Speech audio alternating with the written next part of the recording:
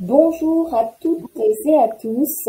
Je commencerai par ces premiers mots. Merci Nathalie, merci d'être présente aujourd'hui pour nous présenter justement le rôle clé du middle management dans le secteur du luxe. Avant de commencer justement nos échanges sur ce sujet passionnant, je voudrais savoir si vous nous entendez tous correctement. N'hésitez pas donc à nous répondre par le biais du chat notamment. Et voilà, j'ai en effet des oui qui apparaissent, donc c'est parfait. Je serai donc en effet aussi également modératrice de la session. N'hésitez surtout pas à poser vos questions, je porterai votre voix. Je me présente donc maintenant, je suis Émilie Bourrel, secrétaire générale d'IFG Executive Education, qui justement a l'honneur également d'avoir une équipe dédiée pour tout ce qui est du monde du luxe, mais surtout et avant tout de l'excellence de la relation client. Notre marque IFG Luxury Attitude a une très forte empreinte justement dans le monde du luxe, mais pas que, et accompagne depuis des années nos clients, entreprises, organisations, mais également les individus qui souhaitent justement s'aguerrir de tout secteur dans le cadre justement de la réponse aux clients, dans la relation client. Et d'ailleurs, j'entends déjà Nathalie nous dire client interne également. Voilà. Nathalie, Absolument. je te laisse te présenter pour que nos autres puissent justement te connaître davantage pour ceux qui ne te connaîtraient pas. Alors, bonjour à toutes et à tous. Merci Émilie pour cette introduction. Donc, je suis Nathalie Paldacci. J'officie pour Luxury Attitude depuis de très nombreuses années maintenant, depuis plus d'une décade. Et alors, ce webinaire aujourd'hui sur cette thématique m'est extrêmement cher puisque de plus en plus, elle est la clé, le rouage en définitive indispensable à toute expérience client. Mais même au-delà, hein, à toute, on va dire, à tout engagement des équipes en entreprise. J'accompagne, alors on parle beaucoup de luxe, mais en définitive, c'est plutôt le luxe de la dimension humaine, que l'on parle de clients externes ou que l'on parle de nos clients internes. Et c'est pour ça, aujourd'hui, cette thématique sur le middle management, ce management de proximité. Alors pourquoi? Parce que depuis très longtemps, alors ma première partie de carrière a été le retail et ensuite le consulting et seulement depuis quelques années, on s'est posé réellement le rôle du management de proximité dans l'engagement des équipes et surtout dans l'expérience client. Parce que évidemment c'est la stratégie empruntée par de nombreuses entreprises. Vous entendrez parler de services, vous entendrez parler d'expérience, vous entendrez parler de management, vous entendrez parler de tous ces mots-clés qui font aujourd'hui la réussite d'une entreprise. Alors avant tout, pouvez-vous m'indiquer, alors qui vous êtes? J'ai bien vos noms, hein, mais par exemple, quel poste occupez-vous et peut-être quelles sont vos attentes principales par rapport à ce webinaire?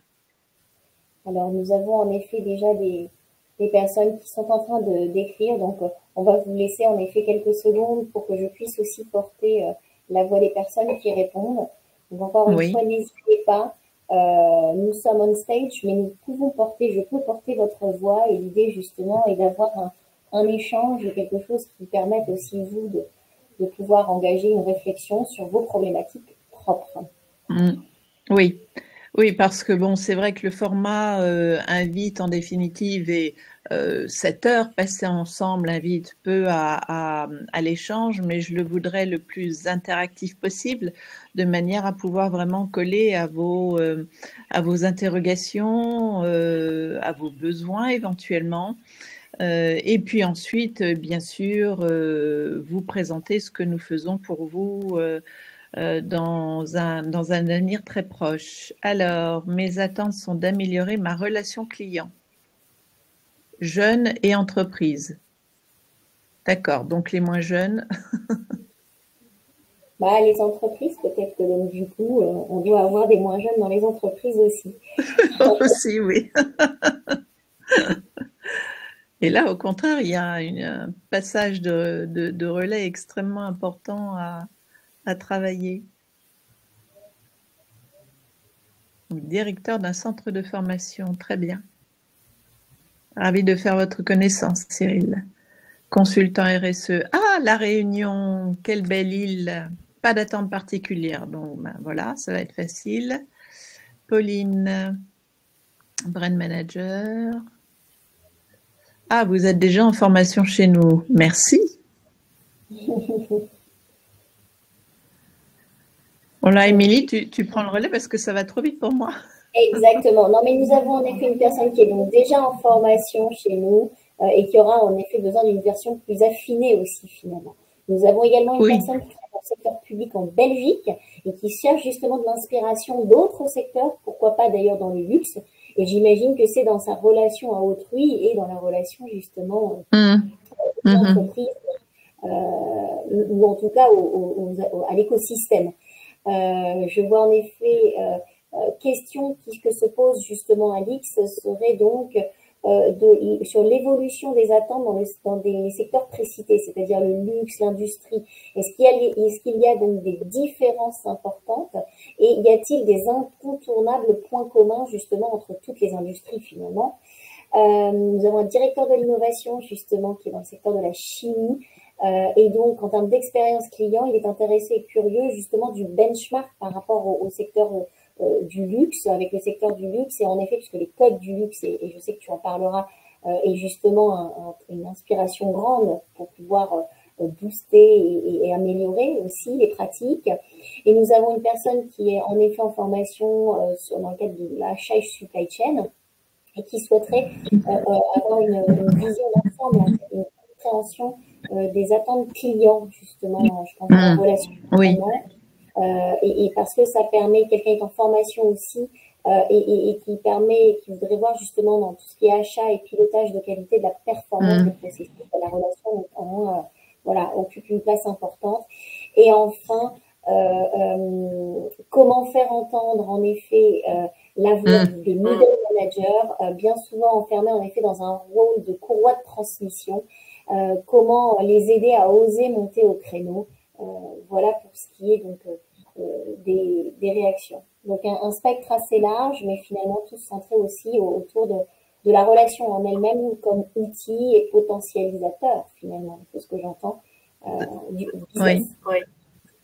Très bien. Alors, je pense que nous pouvons y aller. Merci. Alors, donc déjà, merci de votre participation et de ces premières réponses. Alors, j'ai intitulé ce webinaire l'importance donc du management de proximité dans le luxe pour une performance en continu de l'expérience client. Il y a évidemment un terme qui est extrêmement important, c'est enfin un ensemble de termes, c'est la performance en continu. Vous savez comme moi qu'une expérience client a des hauts, des bas, que l'on soit en interne ou en externe, et en définitive, c'est comment faire en sorte qu'il y ait le moins d'irritants possible pour pouvoir faire en sorte que l'expérience soit la plus belle. Alors, je vais peut-être déjà partir sur les attentes clients et surtout leurs ressentis. Et aussi, surtout, ce qu'ils ne veulent plus. On se dit toujours quelles sont nos attentes clients, qu'est-ce que veulent nos clients, mais on oublie de se poser la question sur qu'est-ce qu'ils ne veulent pas ou qu'est-ce qu'ils ne veulent plus. Je crois qu'il ne faut pas oublier le paramètre pandémie qui nous a frappés tous et toutes il y a quelques années maintenant. Et qu'il y a eu un changement radical, je dirais à la fois dans les attentes, mais aussi dans parfois ce côté épidermique que l'on peut ressentir en tant que client quand on a un non, non madame, ça n'est pas possible, ou un oubli, enfin voilà. Donc qu'est-ce qu'on attend déjà et qu'est-ce qu'on ne veut plus? Alors déjà, je suis tombée pour préparer ce webinaire sur une étude. Quand on parle d'expérience client, en définitive, qu'est-ce que c'est? C'est déjà parfois un gros gap et le voilà. 80% des entreprises pensent délivrer à leurs clients une bonne expérience, un bon niveau de service. Généralement, quand je rencontre des patrons, tout le monde me dit, ou une grande partie me dit à hauteur des 80%, mais nous, madame, nos clients sont satisfaits. Donc, en définitive, pas besoin de vous. Et ce cabinet, qui est Bain et compagnie, hein, a posé la même question, mais reformulée aux clients de ces mêmes marques. Pensez-vous que cette marque-là vous a délivré une bonne expérience, un bon service? Donc, vous voyez qu'il y a un énorme gap, puisque seulement 8% des clients pensent avoir reçu un bon service. Donc, en définitive, pourquoi un tel écart? Parce que on pense bien faire et on est persuadé de bien faire.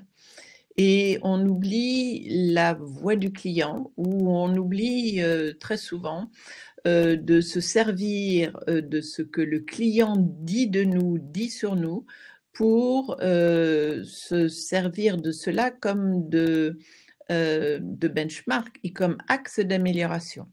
Donc, alors on parle de middle management comme de courroie de transmission, mais là, il y a quelque chose d'extrêmement important dans le côté je partage. Et effectivement, l'une des qualités du manager, alors là, je vais vous dire, hein, à quelque niveau que ce soit, c'est bien le partage.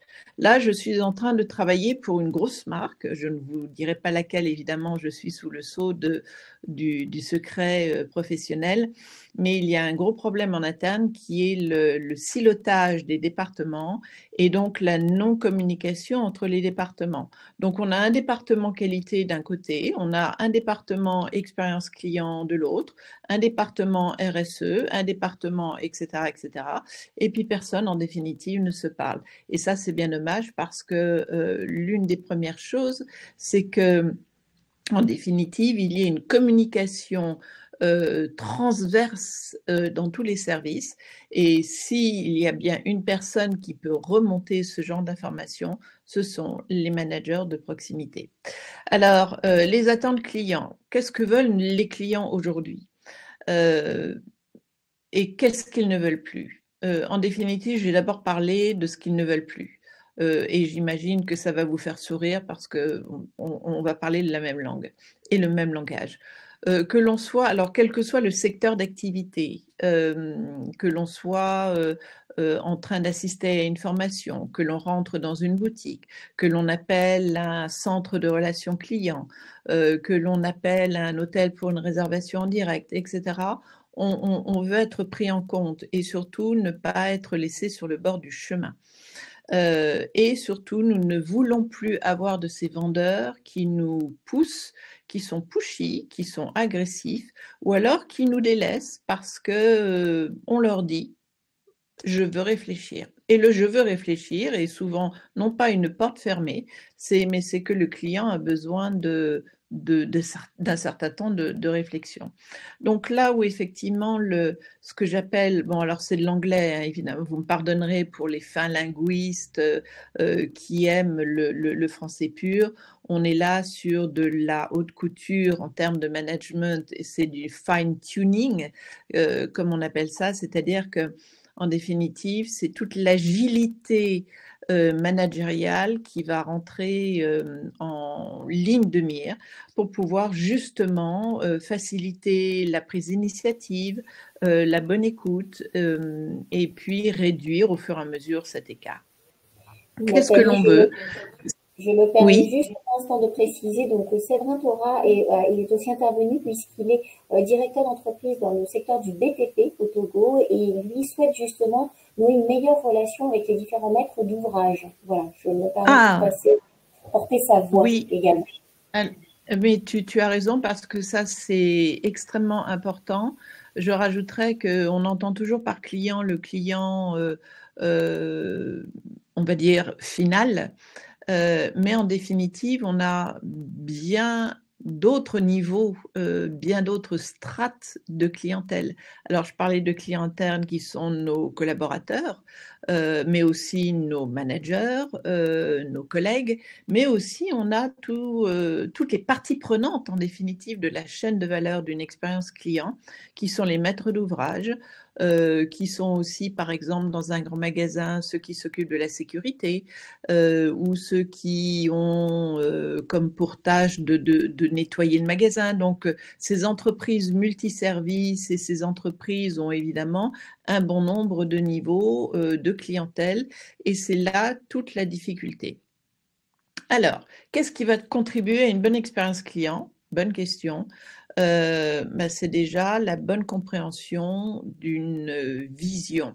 Quand on se dit que veulent mes clients, ça déjà, on part sur une vision. Qu'est-ce que je veux délivrer comme expérience à mes clients?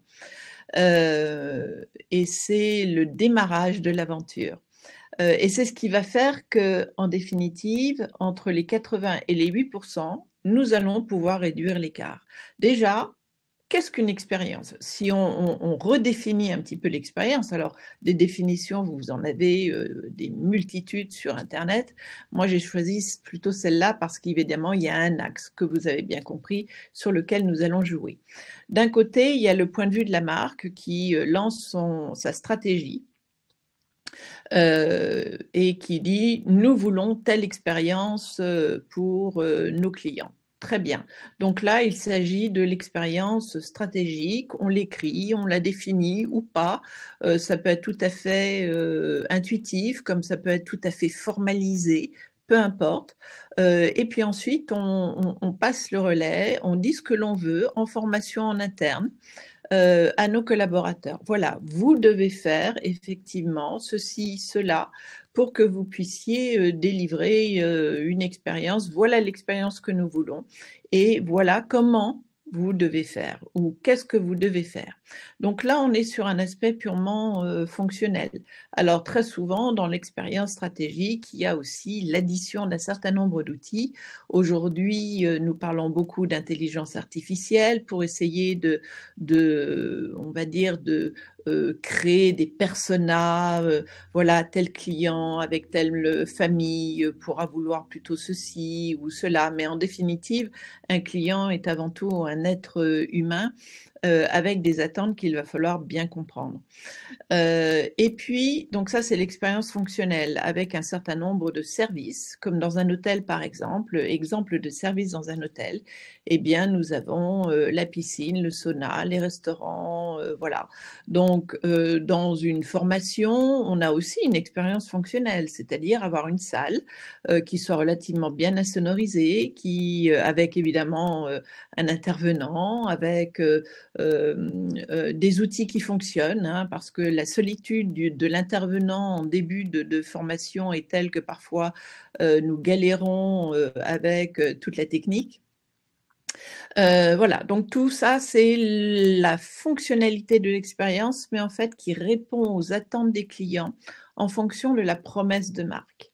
Et en fait, c'est là, sur ce sur quoi vous devez vous plonger et vous prononcer, c'est quelle est ma promesse de marque? Est-ce que je suis luxe, premium, haut de gamme, moyenne gamme? Qu'est-ce que je veux délivrer comme expérience à mes clients pour ensuite bien former mes collaborateurs qui vont ensuite délivrer? Et ça, c'est l'expérience vécue en fonction des attentes des clients. Alors, les clients ont ceci de particulier, oui. Une question qui me vient, j'avoue, Oui. je prends cette liberté. Oui. Et on est d'accord que cela fonctionne aussi également pour des fournisseurs ou des prestataires externes, etc. On est d'accord qu'on peut aussi se dire que la promesse, je la leur fais aussi à eux. Bien sûr, quand je suis dans le bâtiment et que ma promesse est de pouvoir réparer quelque chose parce que je suis dans l'axe maintenance ou que je suis dans l'axe sécurité ou que je suis sur le métier multiservice, c'est déjà ma promesse, quelle est-elle? Un service 24 heures sur 24 sans défaut? Bon, ça c'est quand même une expérience à tout niveau que je délivre à mes clients en interne, à mes futurs partenaires, mais que je vais devoir, bien sûr, mettre en application. Si je suis dans la chauffagerie, tiens, voilà, c'est expérience personnelle. Dernièrement, je parlais avec l'équipe maintenance d'un centre de multiservices aux entreprises. Et donc, dans les salles de réunion, dans les salles de formation, de temps en temps, vous avez, ma foi, une personne qui rentre sans égard pour les apprenants, sans égard pour l'intervenant, qui rentre et qui vient vider des poubelles, par exemple, parce que c'est sa tâche. Quelle expérience faites-vous vivre à ce moment-là à votre client final, qui est celui qui organise la formation, et au client final qui reçoit la formation? Que de perturbations dans la communication. Souvent, l'intervenant est obligé d'attendre que la personne ait fini. Souvent, on n'a ni un merci pour votre patience, ni rien, ni est-ce que je vous dérange. Enfin, voilà. Donc, c'est aussi ça l'expérience client, c'est se demander quelle émotion je vais délivrer quand je fais ça. C'est ma tâche, c'est de vider les poubelles, mais à quel moment est-ce le plus opportun? Et en fait, c'est de peut-être laisser aussi un peu d'initiative aux gens pour qu'ils puissent bien comprendre la situation et le faire au moment le plus opportun. Voilà. Merci. Donc, j'espère avoir répondu à la question. Donc, les attentes clients, pour résumer, sont extrêmement nombreuses en fonction de la promesse, quel que soit le positionnement de la marque et quelle que soit l'activité. Le minimum que vous devez faire, bien évidemment, pour satisfaire vos clients, c'est de tenir votre promesse. On dit bien, hein, il faut tenir sa promesse, mais est-ce que c'est aujourd'hui suffisant pour satisfaire les clients? Je ne suis pas sûre, mais ça fera l'objet de la masterclass de la semaine prochaine. Donc là, revenons à l'expérience. Donc, il y a l'expérience fonctionnelle qui est l'ensemble des procédures, des outils à notre disposition pour pouvoir délivrer le mieux possible cette expérience. Et puis ensuite, il y a toute la partie émotionnelle, c'est-à-dire cette envie de faire plaisir, cette envie, cette empathie.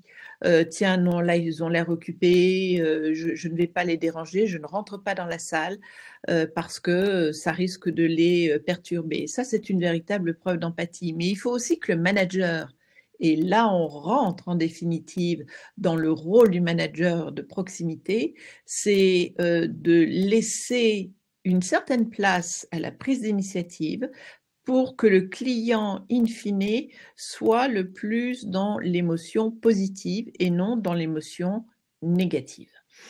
Donc ça, c'est pour l'expérience. Donc d'un côté, on a le point de vue de la marque et de l'autre côté, bien évidemment, nous avons la perception du client. Je ne vais pas vous poser la question, mais j'imagine que vous avez la réponse. Qu'est-ce qui est le plus important? Le point de vue de la marque ou la perception du client? Est-ce que c'est la perception du client la plus importante ou est-ce que c'est votre point de vue à vous, entreprise? Ah, on a des débuts de réponse. Voilà, bien, oui, bien sûr. Tout à fait. Parfait. Tout à fait. Alors, oui, exactement. Vous avez raison. Merci de vos réponses.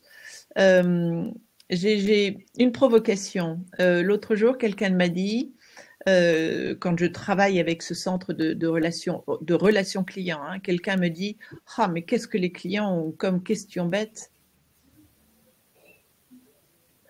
J'imagine que ça doit vous faire bondir hein, de l'autre côté de votre ordinateur, mais en définitive, oui, le client est roi. Il n'attend de vous qu'une série de solutions à la situation qu'il est en train de vivre. Et lui, ce qu'il attend, c'est à minima que vous délivriez votre promesse. Donc, le client est bien au cœur de nos stratégies et doit être au cœur des stratégies de management de votre manager de proximité. Alors, quels sont les rôles du manager de proximité? Généralement, quand je commence à rentrer là-dedans, j'essaye de scinder en 3 grands rôles.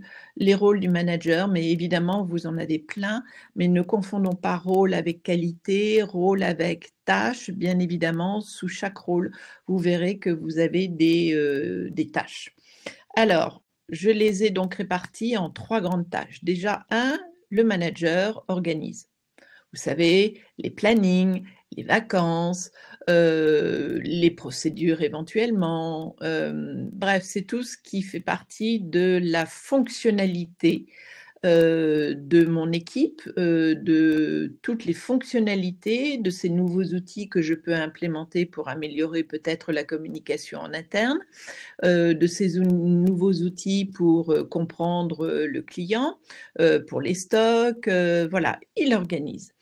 Il peut organiser des meetings, il peut organiser aussi des briefings. Et là, on passe sur le rôle numéro 2, c'est-à-dire alors, quelqu'un a nommé courroie de transmission tout à l'heure. Oui, il communique. Il est l'interface entre la direction générale, les strates stratégiques, et puis le côté très opérationnel, terrain, avec les équipes. Donc, communiquer, c'est pas simplement être courroie de transmission, c'est aussi savoir communiquer et aussi, parfois, savoir filtrer les informations de manière à ne pas forcément communiquer du négatif.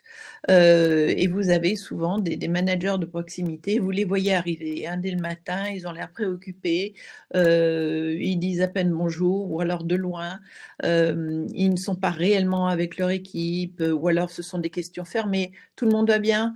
Donc ce sont là le genre de questions qui n'attendent absolument aucune réponse. Mais ça doit être aussi un communicant. Il communique à travers les briefings, à travers les débriefings, à travers des réunions, à travers des mails, et des mails, il en envoie des tonnes et des tonnes. Bien.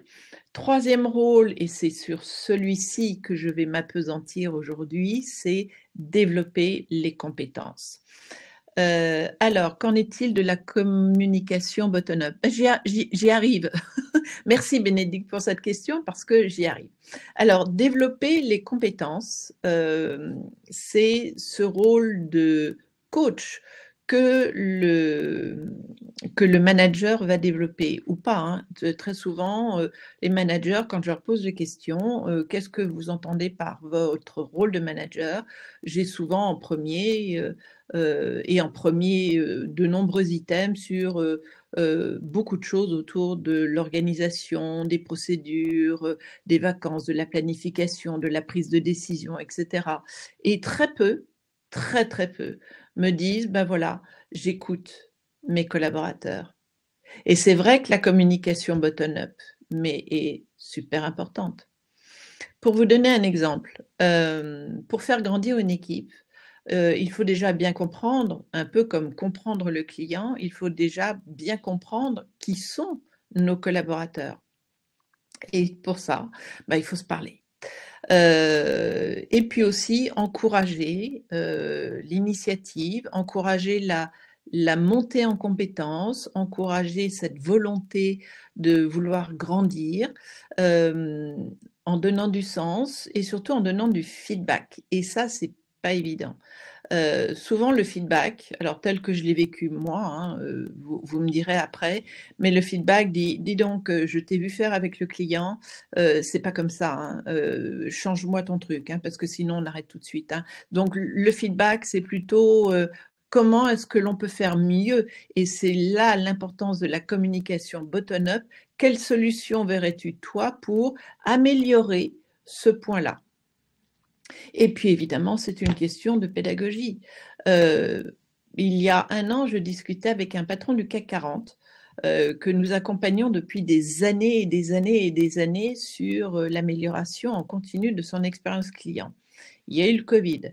Et puis, il y a eu ces managers qui, au fur et à mesure, pour jouer sur... Alors, la paix sociale qui est extrêmement importante, je suis d'accord, mais la paix sociale n'est pas forcément laisser faire, laisser passer,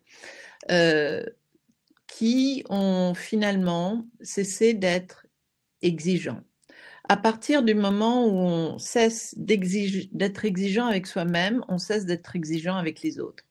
Et il y a ce phénomène, et ce patron du CAC 40, hein, qui fait des milliards de chiffres d'affaires à l'année, il m'a dit, au fur et à mesure, nous sommes passés d'un management au top avec nos équipes, les équipes étaient engagées, tout le monde mettait un mot dans la boîte à idées. Bon, ça c'était à l'époque, aujourd'hui évidemment il y aurait d'autres outils plus digitaux, mais à un management de la médiocrité. Et nous avons laissé faire. Et plus on laisse faire, plus on est sur la pente descendante de l'expérience client, à la fois en interne, mais évidemment en externe. Donc ça, c'est vraiment très, très important. Est-ce que quelqu'un a une question? Je me permets de rebondir par rapport à ce que tu dis. Donc finalement, ce que je retiens, c'est que tu parles déjà, de responsabiliser dans le processus de feedback, c'est responsabiliser mon interlocuteur, et tu parles aussi d'exemplarité finalement.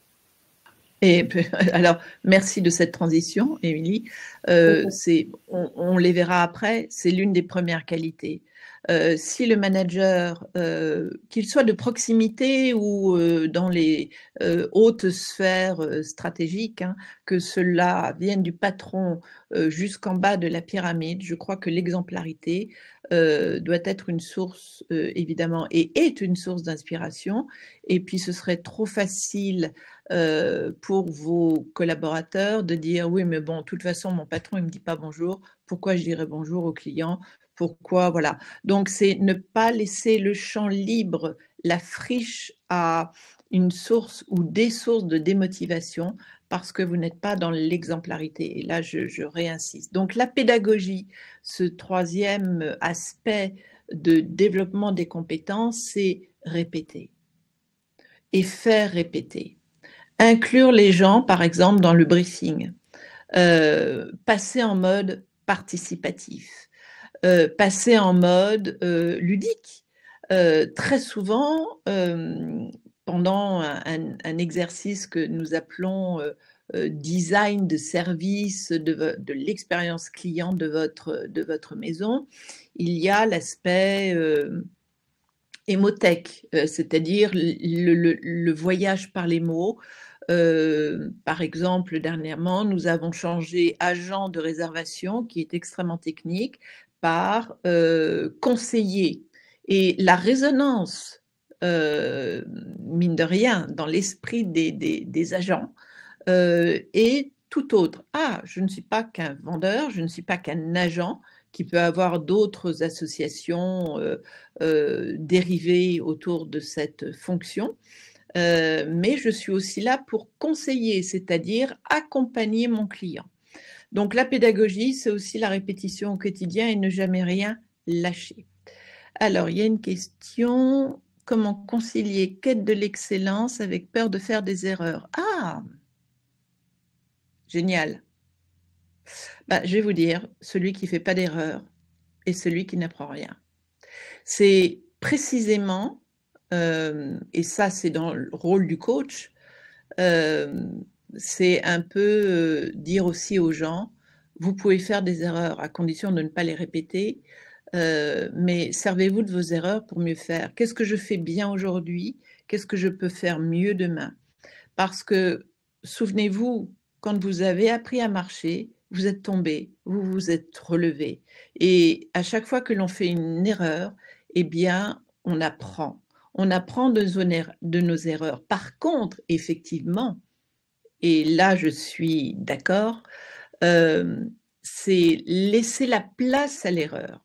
Comme le manager peut dire aussi, moi aussi je fais des erreurs. Moi aussi je peux être dans l'erreur. Donc, le jour où vous pensez que j'ai fait une erreur, ou si je pense que j'ai fait une erreur, parlons-en ensemble. Et c'est pour ça qu'il y a la communication bottom-up, mais top-bottom, ça doit être une interaction entre l'équipe et le manager de proximité. Et alors, la peur de l'erreur, oui. Je discutais avec un manager l'autre jour qui travaille justement dans ce centre de relations clients et qui me dit, je coach souvent les gens. Bon, alors, à partir d'une grille de qualité, bien, Et je lui dis, la grille de qualité ressemble à quoi? Donc, comme beaucoup de grilles de qualité, elle ressemble à un ensemble d'items et puis 2 cases à cocher avec éventuellement, quand mon bonheur arrive, j'ai une case commentaire, mais sinon, c'est le tic vert ou le tic rouge. C'est fait, c'est pas fait. Mais très souvent, là, celui qui coach, entre guillemets, confond son rôle de coach avec de superviseur. Et là, on n'est pas du tout dans le rôle de coach. Là, je suis dans le rôle du coach sportif qui va aider. Et alors, vous savez, cet été, on a eu un événement, je pense tout le monde est au courant, c'était les Jeux Olympiques. Et j'écoutais un Français, donc Léon Marchand en l'occurrence, qui disait, moi je m'entraîne aux États-Unis.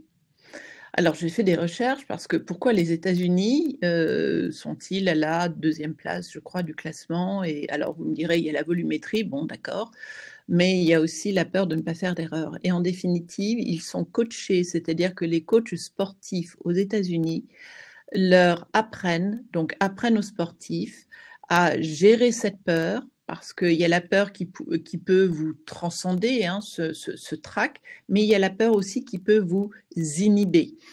Et donc les coachs sportifs apprennent aux sportifs à ne pas avoir peur de l'échec.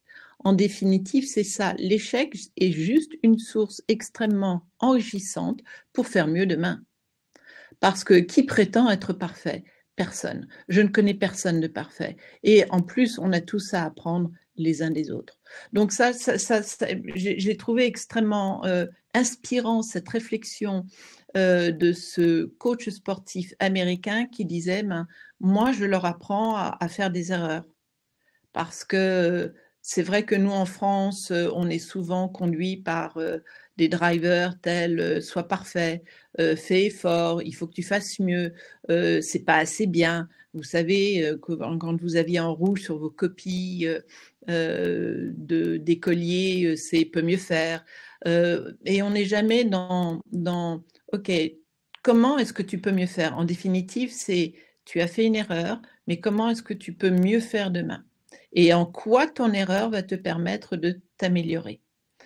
Et on a vu évidemment les résultats avec toutes ces belles médailles autour de nos sportifs français. Donc ça a été une vraie source.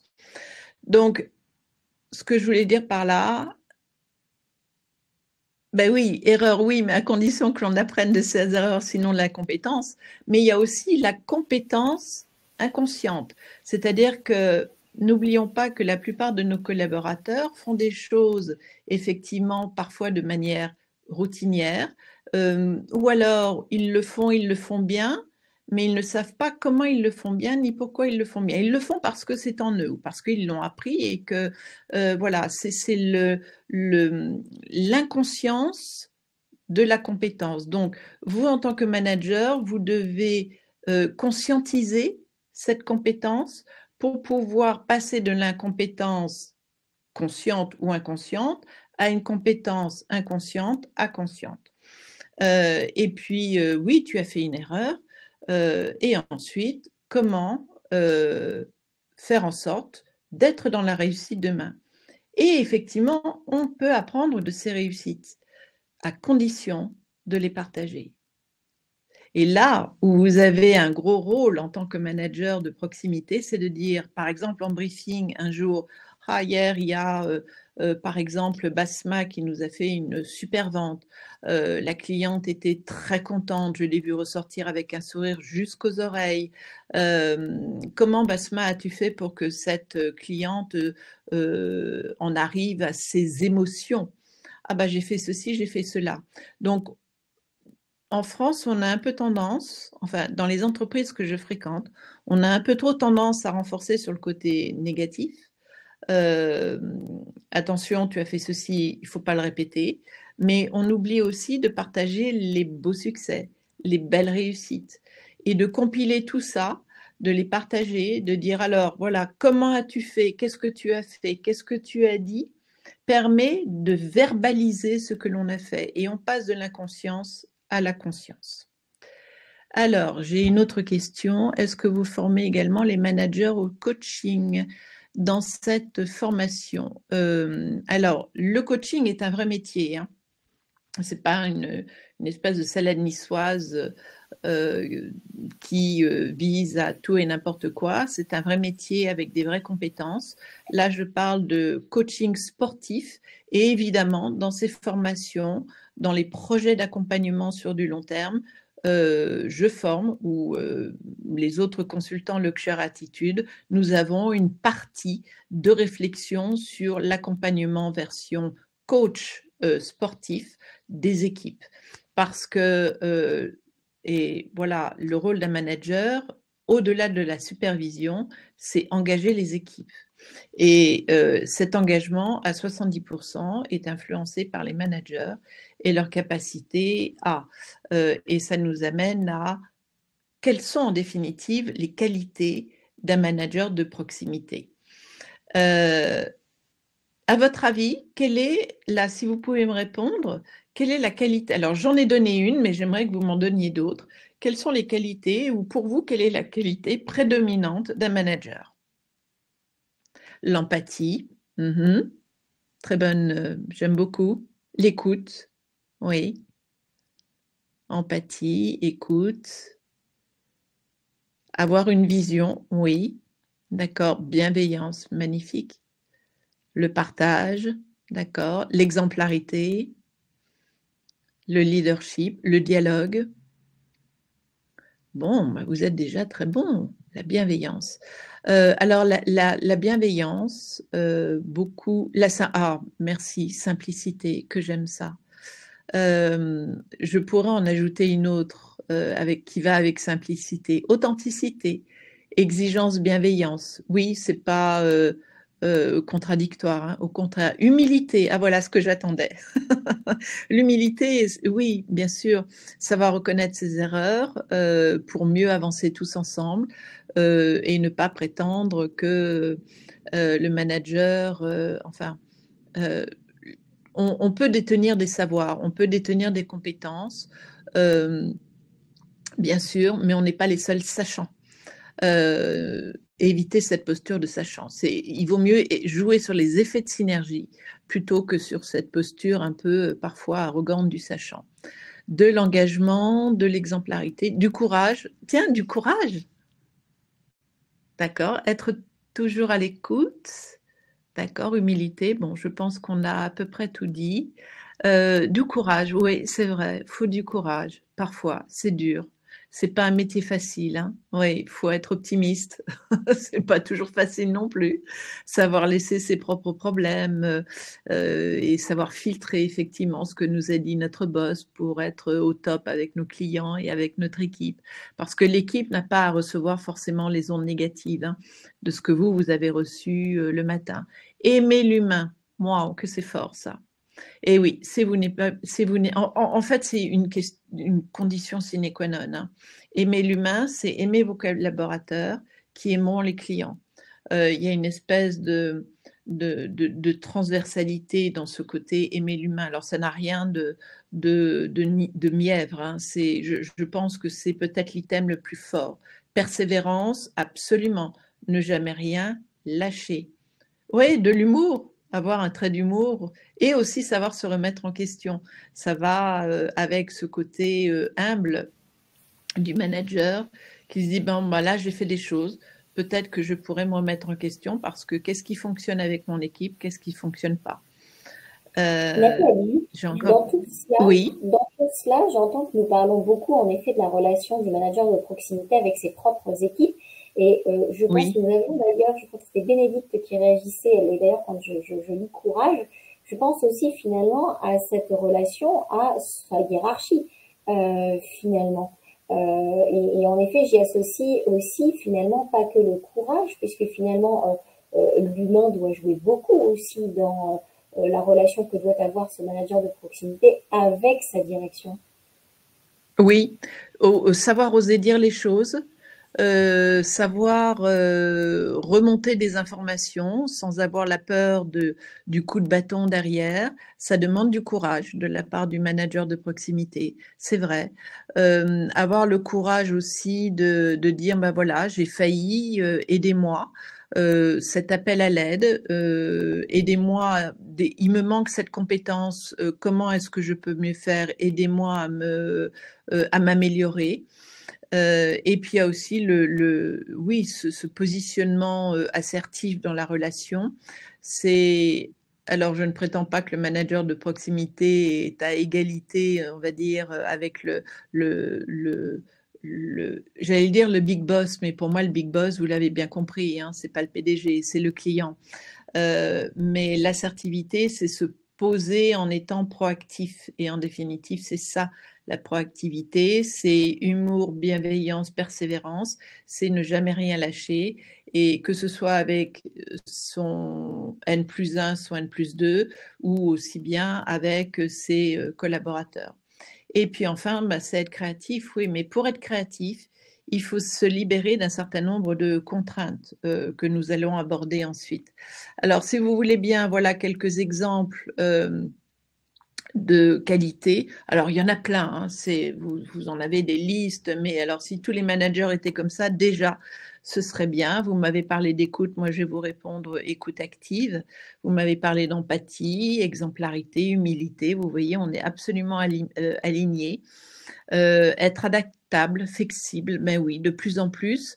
C'est savoir aussi s'adapter aux équipes. Est-ce que au sein de votre équipe, en fonction du nombre que vous avez à manager, est-ce que tous sont au même niveau de motivation, au même niveau de compétence, de compréhension de ce que vous leur demandez? Est-ce qu'eux-mêmes sont suffisamment flexibles? Voilà. Et puis quelqu'un m'a mis vision tout à l'heure dans le chat. C'est avoir cette vision, ou du moins être le relais de la vision globale de cette culture d'entreprise qui vise à être centré client, pour faire en sorte que ensuite le manager de proximité la partage.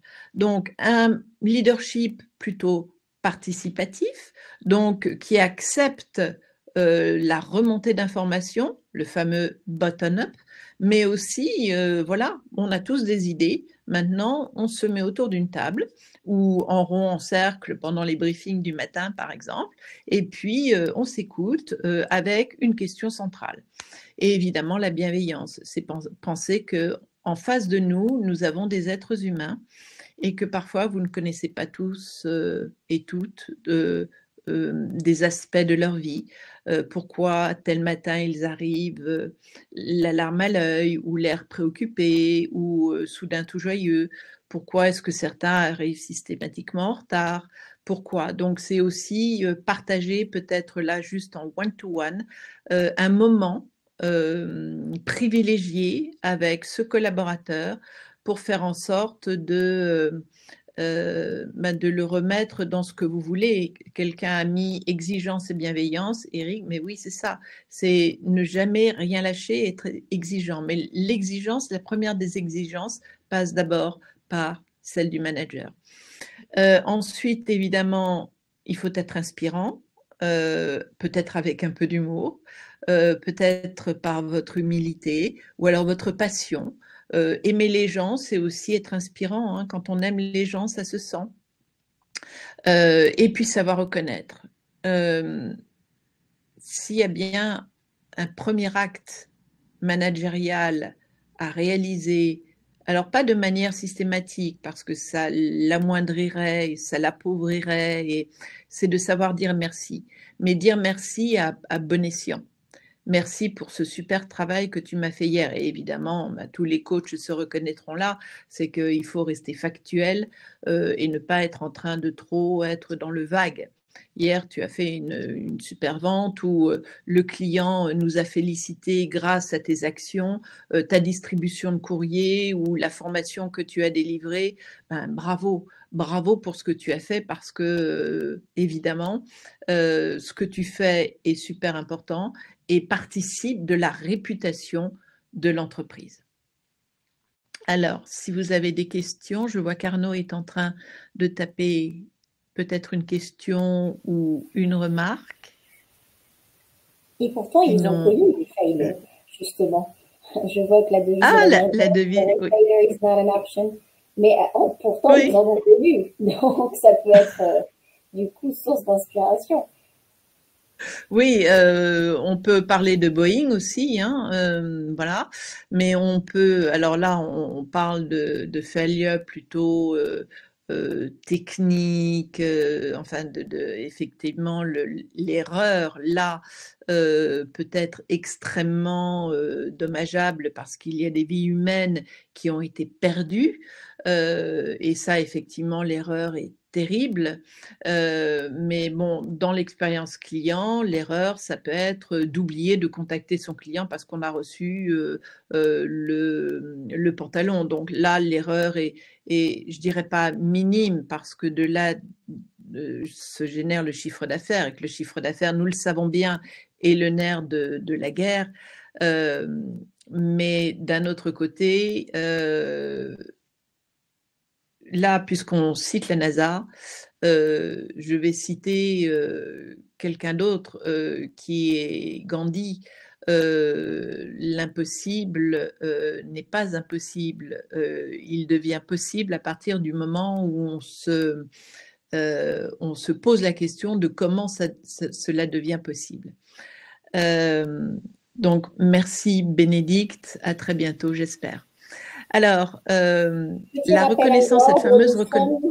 Il est 13h20. Je me permets, pardon. Oula, je me déploie trop. D'accord, donc je vais un peu plus vite. Donc, 83% des employés, pardon, ça vient du Boston Consulting Group, une étude extrêmement récente sur justement les talents et décoder la motivation au travail. Eh bien, sachez que ça n'est pas forcément l'argent, hein. C'est la reconnaissance qui est la première, cette motivation reposant purement sur de l'irrationnel et de l'émotionnel arrive vraiment en premier pour 83% des employés. Bien sûr, il y en a certains qui seront toujours intéressés par l'argent et bien plus par l'argent, mais là, nous jouons davantage sur du court terme, alors que la reconnaissance et cette capacité à faire grandir les gens, là, on joue sur du long terme. Alors, une citation, puisque nous aimons les citations. Il faut traiter ses employés comme l'on traite ses meilleurs clients, bien sûr. Et c'est comme ça qu'en définitive, vous allez générer cette envie d'être avec les clients comme mon manager est avec moi. Donc, OK, l'erreur est possible. Je ne la réitère pas non plus tous les jours, hein, nous sommes bien d'accord. Mon manager me soutient. Je sais que si je fais une erreur, bah, ça ne va pas forcément remonter tout en haut et je ne serai pas forcément stigmatisée. Mon manager me protège, mais il m'aide, il me soutient. Il est mon tuteur, il est mon coach sportif, il m'aide à bien tenir la raquette. Alors pourquoi la raquette? Je ne sais pas, parce que bon, sans doute à cause de Rafael Nadal qui nous annonce son retrait des tournois, mais voilà, c'est effectivement, si on dit que l'expérience client dans notre entreprise, c'est de la personnalisation, eh bien, personnalisez déjà aussi la relation avec vos employés. Et puis évidemment, synergiser. C'est tout à fait la réflexion de tout à l'heure qui est bottom-up, c'est-à-dire 1 + 1 = 3. On est là pour être tous ensemble. Il y en a plus dans 2 têtes ou dans 3 têtes. Mais là, c'est toute l'humilité du manager qui est mise en éveil, c'est-à-dire je suis humble et je n'ai pas cette posture, je ne sais pas tout. J'ai aussi des collaborateurs qui peuvent savoir beaucoup de choses et à tous, on sera plus forts, tous ensemble, nous serons plus forts pour le client. Nathalie, Voilà. Oui. Je souhaitais juste rebondir par rapport à ça, synergisez-vous, parce que pour l'avoir vécu aussi, c'est-à-dire que nous aussi à l'IFG, on s'applique finalement ce qu'on enseigne et ce qu'on conseille, parce qu'on fait aussi du conseil. Et c'est vrai que je trouve que ce qui est très fort, et pour moi c'est une des forces du manager, et j'aimerais justement pouvoir te le soumettre, c'est aussi la capacité, par le biais des synergies créées, de pouvoir transcrire dans des actions concrètes ce qu'est l'excellence de la relation au quotidien. Et voilà, ça, je tenais vraiment aussi à le faire en partage de vive voix, puisque j'ai la chance d'être on stage. Mais voilà, et te donner cela à commenter d'ailleurs si tu le souhaites. Ben, si on se dit tous ensemble dans une entreprise, le client est au cœur de nos est au cœur de notre cœur. Il faut travailler sur l'émotion et non pas sur le fonctionnel. Le fonctionnel étant la base de la satisfaction et travailler en synergie sur les émotions et justement répéter que l'attitude au global de l'ensemble des acteurs de l'expérience client est fondamentale. Quid si le matin j'ai un PDG qui arrive et qui me dit pas bonjour? Quid si j'ai mon boss qui ne m'écoute pas, alors qu'on s'est dit que l'écoute active était une clé.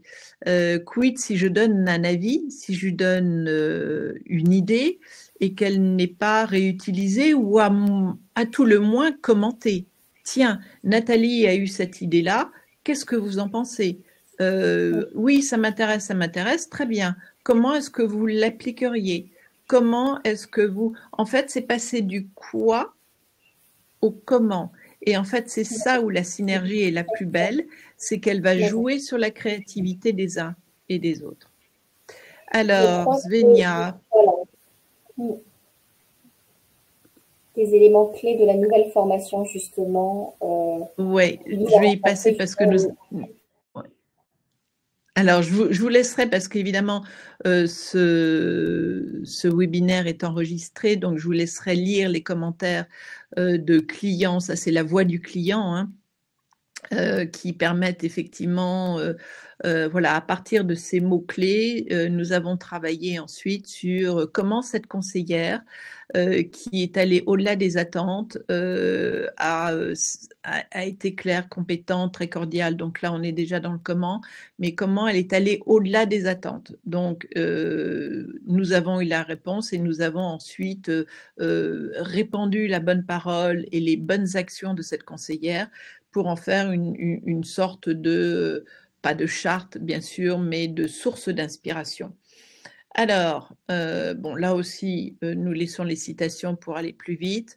Donc, il y a bien évidemment un programme que j'ai créé pour justement aider les managers à être dans cet aspect management de proximité. Alors, qu'on soit dans le luxe ou le moyenne gamme ou le haut de gamme, peu importe, désinhibez-vous. Ça n'est pas que dans le luxe, même si dans le luxe, je dirais, mais non, même pas.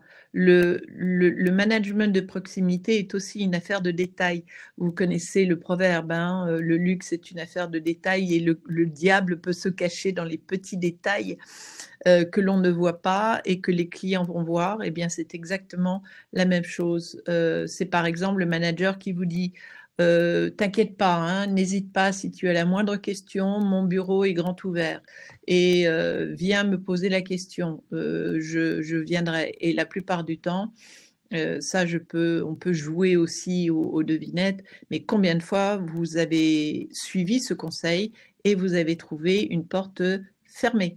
Le seul moment où la porte est ouverte, c'est quand le manager n'est pas dans son bureau. Voilà, donc 45 heures de formation en présentiel réparties sur 6 mois, certifiant, donc avec un certificat Luxury Attitude, avec un ensemble évidemment d'ateliers de réflexion en présentiel. On est sur des ateliers de co-développement, sur du partage d'expériences, sur évidemment s'approprier les rôles du manager, notamment sur celui de coach, et c'est engager ses équipes grâce à ce que nous appelons la fiche philosophie, mais je ne vous le dévoilerai pas aujourd'hui, bien sûr, je vous tease un peu. Ensuite, quelques temps après, nous organisons un retour sur expérience, histoire de voir un peu comment vous avez mis en application ceci sur le terrain auprès de vos équipes, avec ensuite 2 autres journées en présentiel ou en ce qu'on peut aussi appeler en blended. Hein. S'il y a des gens ici qui habitent dans d'autres pays, ça peut tout à fait se faire en mode Zoom ou Teams en fonction de vos logiciels. essentiel. Et puis, d'un point de vue, là aussi, blended, c'est un accompagnement là plutôt individuel sur les réussites, les échecs, pour pouvoir vous faire grandir en tant que manager dans vos différentes prises de poste, différentes fonctions.